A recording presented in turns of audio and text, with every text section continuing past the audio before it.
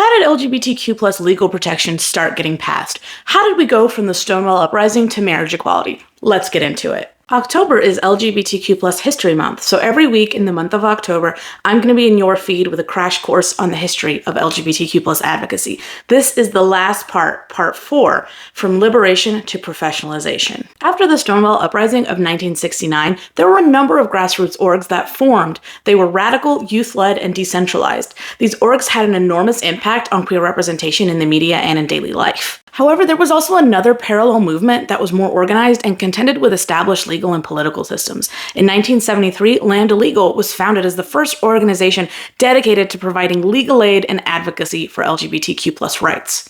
The Rights Campaign, or HRC, was founded in 1980 with a focus on electoral politics and lobbying for candidates and policies that would benefit LGBTQ plus people. Their strategy was to work within the political system to support pro-LGBTQ plus candidates and legislation.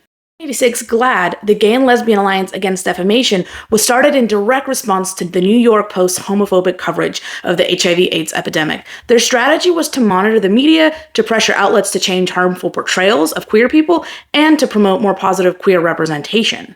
While these professional organizations were able to become legal, corporate, or nonprofit entities, their victories were still limited prior to the HIV/AIDS epidemic. It wasn't until these professional orgs partnered with grassroots HIV/AIDS activists that real change began to take place. The HIV/AIDS epidemic disproportionately impacted queer men. Political and medical institutions were slow to respond or even acknowledge the growing crisis in the early 1980s, and the lack of research and education around the new illness caused increased stigma and homophobia throughout society.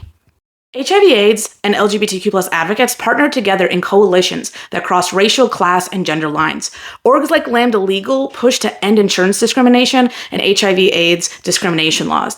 HRC pushed for federal AIDS funding in their lobbying efforts, and GLAAD battled media stigma that framed HIV/AIDS as a gay plague. At the same time, orgs like ACT UP came on the scene, focused on direct action tactics like sit-ins, street protests, and organized medicine swaps. The combination of professional lobbying and grassroots action reshaped LGBTQ plus advocacy and led to major changes. Between the late 1980s and 2015, these organizations and many local and statewide orgs, such as Equality Ohio, ensured legal protections and eventually marriage equality by 2015. Hi, I'm Svet, and I use she, her pronouns. Did you find this video to be interesting? Drop a like, comment, and share this video. And make sure you're following us for more original content from Kaleidoscope Youth Center.